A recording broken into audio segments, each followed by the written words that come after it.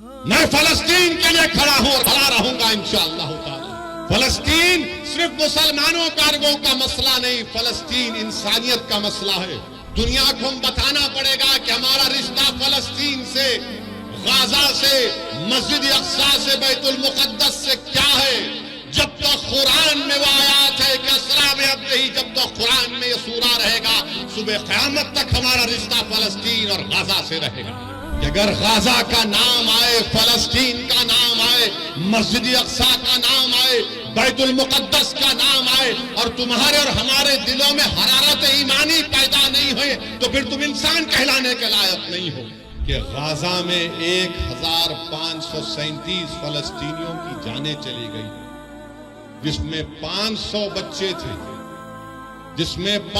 बच्चे थे, 275 खवातीन हैं, 6612 जख्मी हैं। ये सिर्फ 6 दिन की बात कर रहा हूं मैं आपसे। ये दुनिया जो बड़े फंडामेंटल राइट्स की बात करती है, हुकूक की बात करती है, आज ये बड़े बड़े ममालिक आज खामोश बैठे हैं, गूंगे हो चुके हैं, अंधे बन चुके हैं, बहरे बन चुके हैं। पीने को पानी नहीं है मेरे भाई, खाने को खाना नहीं है गाजा के लोगों के पास, अस्पताल में दवाएं खत्म हो चुकी हैं, ऑक्सीजन तो दूर की बात, पूरी बिल्डिंगें बर्बाद, बेघर हो चुके हैं। हम नजारे देख रहे हैं कि 10-11 साल का बच्चा जख्मी है, बाप जख्मी है, बजाय बाप अपने बेटे को हिम्मत दिलाए, 12 साल का बच्चा कह रहा है कि अब्बा रोना बंद करो, मैं अच्छा हूं। कोविड में क्या हुआ था कि कोविड में बगैर पास के नहीं कोई नहीं निकल सकता था। 16 साल से फलस्तीनियों को उस तरह का बर्ताव किया जा रहा है। और अब इजराइल एक फास्फोरस चीज आती है, उसका बम गिरा रहा है, यानी जब वो गिरता है तो बिल्डिंग को पिघला देता है, अगर जिस्म पर गिरता है तो चमड़ी से हड्डी को गला देता है। ये जुल्म गाजा के लोगों पर किया जा रहा है। वो शैतान नेतन्याहू जालिम है, वॉर क्रिमिनल है, वो जो ढकेल रहा है फलस्तीनियों को, ढकेल रहा है। कि अल्लाह के रसूल सल्लल्लाहु अलैहि वसल्लम ने फरमाया कि मेरी उम्मत में गिरोह रहेगा जो सुबह क़यामत तक हक की तरफदारी करेगा, जो सुबह क़यामत तक हक की तरफदारी करेगा, बातिल ताकतों से मुकाबला करता रहेगा। उनके पास दौलत नहीं होगी मगर हक की तरफदारी करते रहेंगे कि क़यामत भी आ जाएगी। तो सहाबा इकराम ने पूछा, है रसूल अल्लाह वो कौन सी जगह होगी? तो आक़ाए दो आलम सल्लल्लाहु अलैहि वसल्लम ने फरमाया अल-क़ुद्स, अल-क़ुद्स, अल-क़ुद्स। 70 साल से ये मुजाहिद, ये गय्यूर कौम अगर पूरी दुनिया में हक की सरबुलंदी के लिए और बातिल की शिकस्त के लिए अगर किसी सरजमीन पर मुबारक रूहों का खून गिरा है तो मसले फलस्तीन पे गिरा।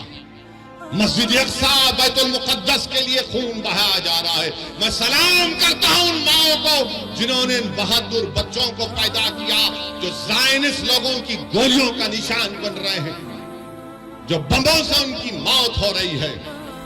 अरे जिसने मारे उनको देखो, मगर इन गाजा के गरीबों ने तुम्हारा क्या बिगाड़ा था। मीडिया में एक तरफा रिपोर्टिंग कि ऐसा हुआ, वैसा हुआ, फुला हुआ।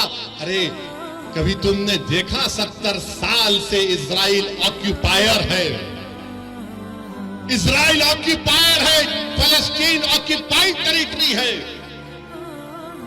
ऑक्यूपेशन तुमको नहीं दिखता, जुल्म तुमको नहीं दिखता। बताओ जिसके पास कमजोर है, जालिम जुल्म कर रहा है तो जालिम का साथ दिया जा रहा है, और जिसको बेघर कर दिया गया। फलस्तीन का मसला सिर्फ अरबों का मसला नहीं, फलस्तीन का मसला सिर्फ मुसलमानों का मसला नहीं, फलस्तीन का मसला हर उस इंसान का मसला है जो इंसाफ चाहता है। मगर जब सलाहुद्दीन अय्यूबी ने फलस्तीन बैतुल मुकद्दस पर कामयाबी हासिल की और तमाम ईसाई लोग जमा हुए, बोले कि सलाहुद्दीन अब तुम हमसे क्या करोगे? तो सलाहुद्दीन अय्यूबी ने कहा कि मैं वो नहीं करूंगा जो तुमने किया था। मैं रसूल अल्लाह सल्लल्लाहु अलैहि वसल्लम के गुलामों का गुलाम हूं, तुमको मैं माफी देता हूं, जाओ तुम्हारी जान को भी कोई हाथ नहीं लगाएगा। असबियत की बुनियाद पर जब इत्तेहाद पारा पारा हो गया तो सबसे पहली चीज जो हमारे हाथ से चले गई वो मस्जिद अक्सा और बैतुल मुक़द्दस हमारे हाथ से चला गया। जो कुछ गाजा में हो रहा है मेरे अजीज दोस्तों और बुजुर्गों, अपने सीनों पर हाथ रखकर सोचो। अपनी औलाद अगर सामने है तो उनको देखकर अपने दिमागों पर जोर डालकर सोचो कि गाजा में खून रेजी हो रही है, गाजा में नस्ल कशी हो रही है, गाजा में मीडिया ने रिपोर्ट किया कि 6 दिन के अंदर 6000 बम ज़ायनिस्ट ताकतें बरसाई हैं। इजराइल गाजा में एक छोटी सी जगह है, गाजा 20-21 लाख की, 6 दिन में 6000 बम गाजा पर गिराए गए हैं।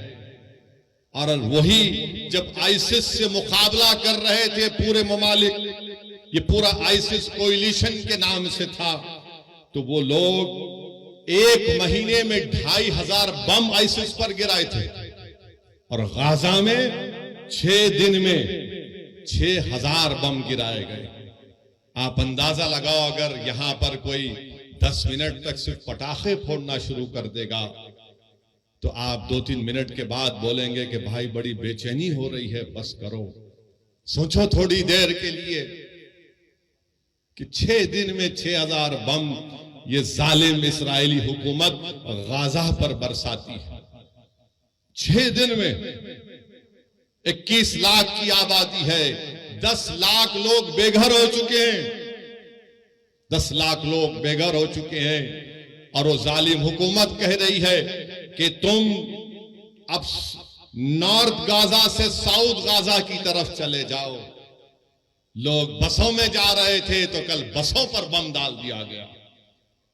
आज मालूम हुआ, अखबारात और मीडिया कहता है कि गाजा में 1537 फलस्तीनियों की जानें चली गई, जिसमें 500 बच्चे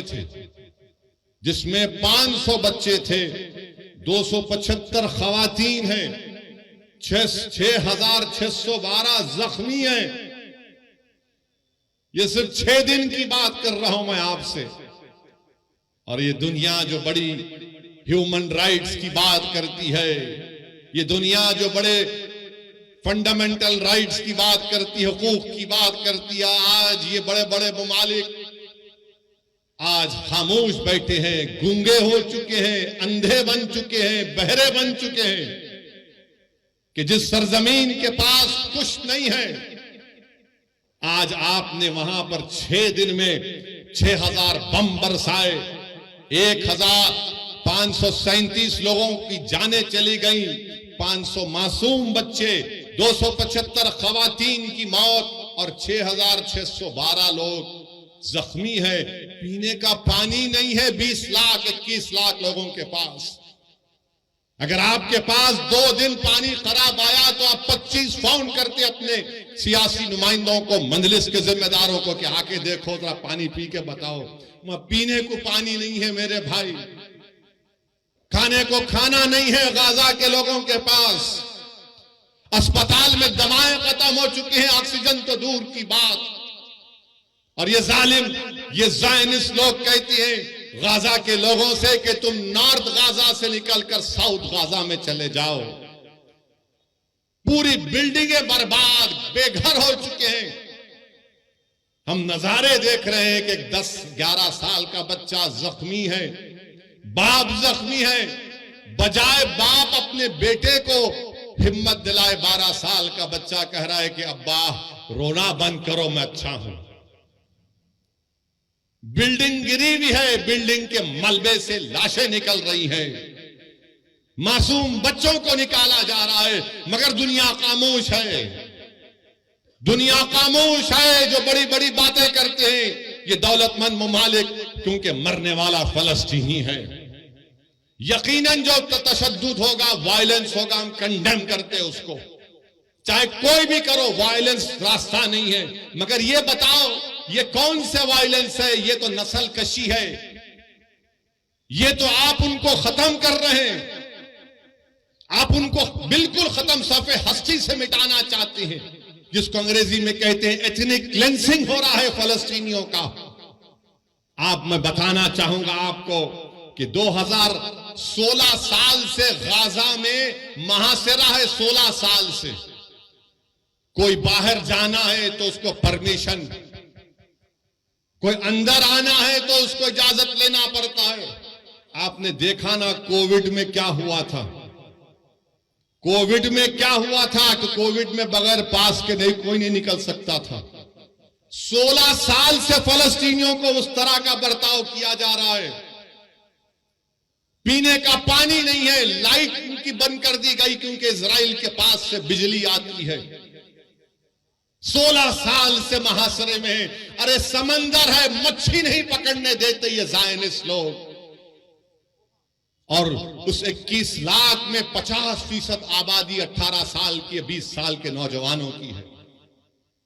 और आपको जानकर तकलीफ होगी कि 2008 से 6407 फलस्तीनियों को ज़ायनिस्ट लोग मार दिए, जिसमें से 18 साल के कम उम्र 1437 बच्चे थे। और अब इजराइल एक फास्फोरस चीज आती, उसका बम गिरा रहा है। यानी जब वो गिरता है तो बिल्डिंग को पिघला देता है, अगर जिस्म पर गिरता है तो चमड़ी से हड्डी को गला देता है। यह जुल्म गाजा के लोगों पर किया जा रहा है।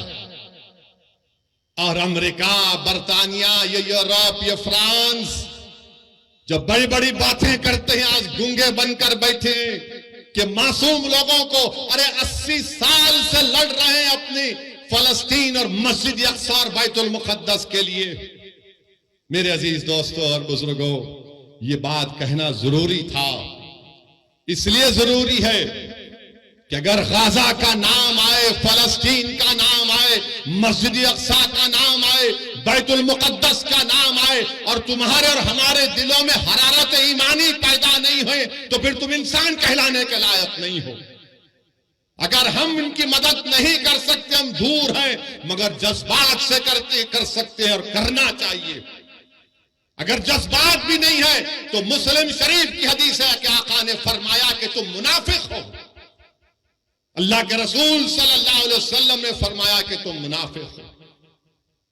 वो अंबियाओं की बैशत की सरजमीन है। हजरत दाऊद अलैहिस्सलाम, सुलेमान और ईसा अलैहिस्सलाम की बैशत की सरजमीन है। हजरत इब्राहिम अलैहिस्सलाम की खबर, हजरत मूसा अलैहिस्सलाम की खबर वहां पर है। मेरे अजीज दोस्तों और बुजुर्गों, काबतुल्लाह को तूफान नूह के बाद अल्लाह के हुक्म पर हजरत इब्राहिम अलैहिस्सलाम ने काबतुल्लाह को बनाया, और 40 साल के बाद अल्लाह के हुक्म के बाद मस्जिद अक्सा को हजरत सुलेमान अलैहिस्सलाम ने बनाया। और दुनिया को हम बताना पड़ेगा कि हमारा रिश्ता फलस्तीन से, गाजा से, मस्जिद अक्सा से, बैतुल मुकद्दस से क्या है। जब तक कुरान में वो आयात है कि असरा में अब नहीं, जब तक कुरान में ये सूरा रहेगा, सुबह क़यामत तक हमारा रिश्ता फलस्तीन और गाजा से रहेगा। मेरे अजीज दोस्तों और बुजुर्गों, आपने हदीस शरीफ सुनी कि रसूल अल्लाह सल्लल्लाहु अलैहि वसल्लम से एक सहाबी रसूल ने पूछा, या रसूल अल्लाह सल्लल्लाहु अलैहि वसल्लम, क्या हशर के मैदान में हम आपको पाएंगे?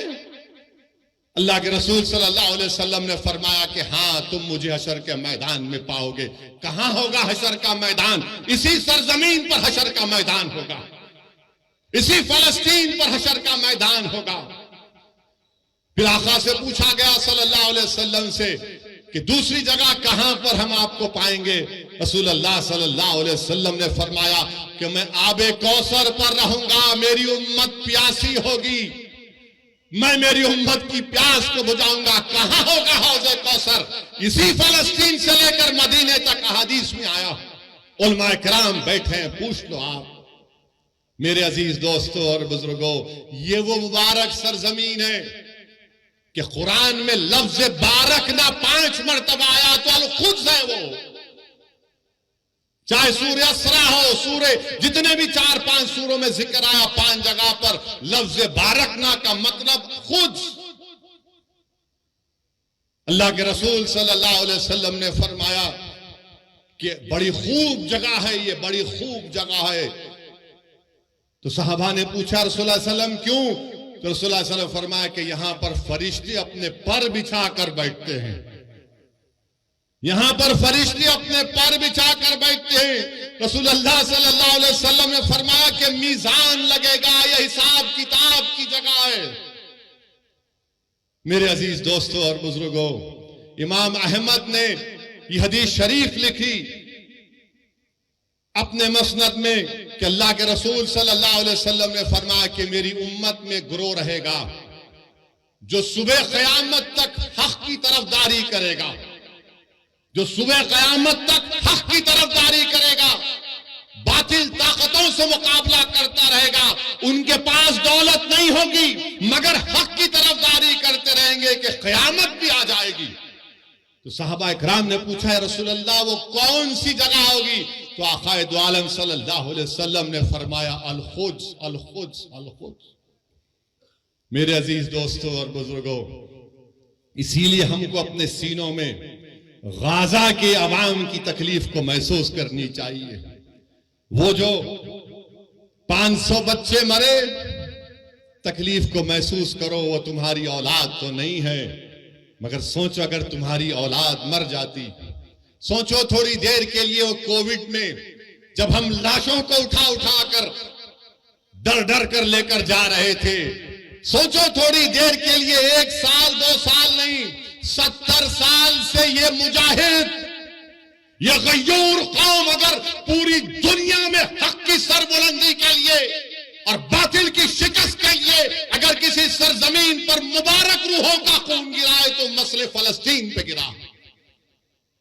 मस्जिद अक्सा बैतुल मुक़द्दस के लिए खून बहाया जा रहा है। मैं सलाम करता हूं उन माओं को जिन्होंने इन बहादुर बच्चों को पैदा किया जो ज़ायनिस्ट लोगों की गोलियों का निशान बन रहे हैं, जो बमों से उनकी मौत हो रही है। मगर दुनिया ये जान ले कि जब तक हम जिंदा है दुनिया जिंदा है, जब हम नहीं तो दुनिया भी नहीं। याद रखो, मौत से डरने वाले हम नहीं, हम अपना मुकद्दर लिखा कर लाए हैं कि अल्लाह मेरी जिंदगी में लिख चुका है, तुम्हारी जिंदगी में लिख चुका है। मगर सवाल यह है कि तुम अपनी जिंदगी गुलामों की तरह गुजारोगे या फिर तुम बहादुरों की तरह अपनी जिंदगी को गुजारोगे। लोग मुझसे पूछते हैं फोन करके कि असदुद्दीन अवैसी ये कैसा हो रहा है, ये क्या हो रहा है।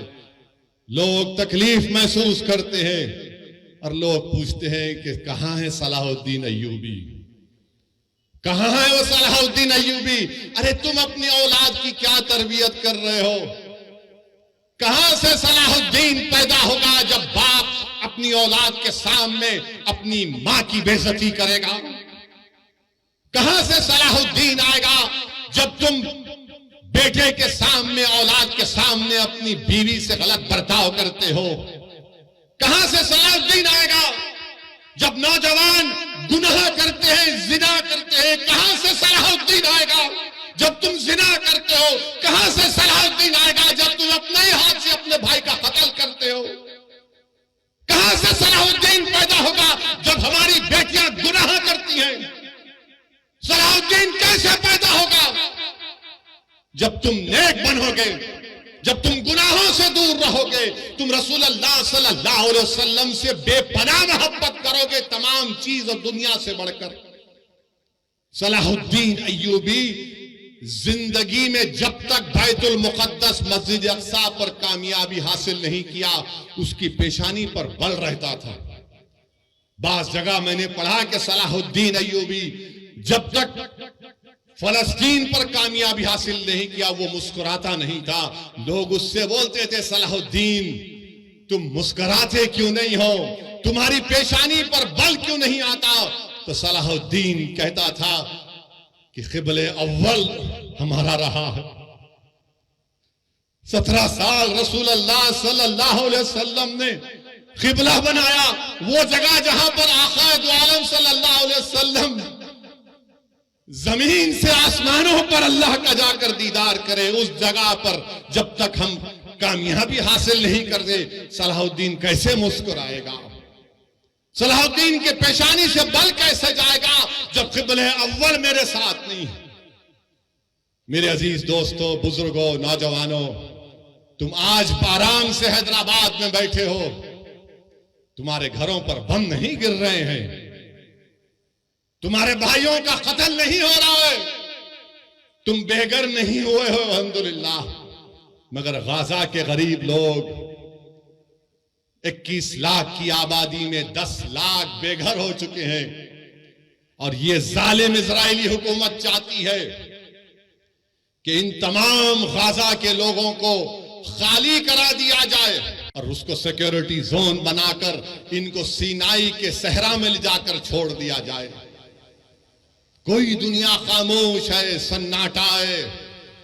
अरे जिसने मारे उनको देखो, मगर इन गाजा के गरीबों ने तुम्हारा क्या बिगाड़ा था?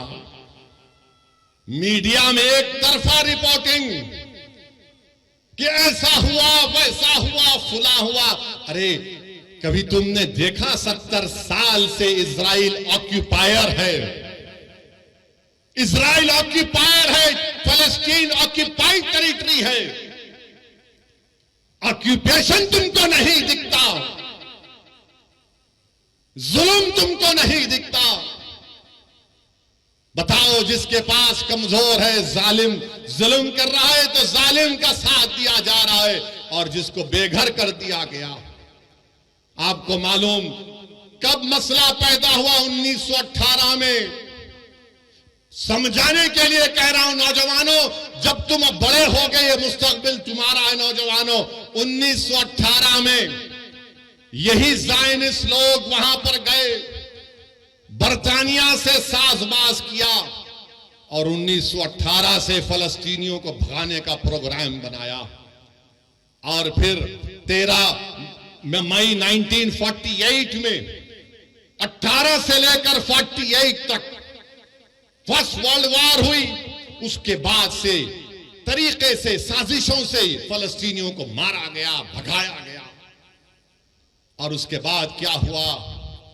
20-25 साल के अरसे में, जिसको फलस्तीन की तारीख में नखबा कहते हैं, कितने लोग बेघर हो गए? 1.5 करोड़ फलस्तीनियों को भगा दिया गया।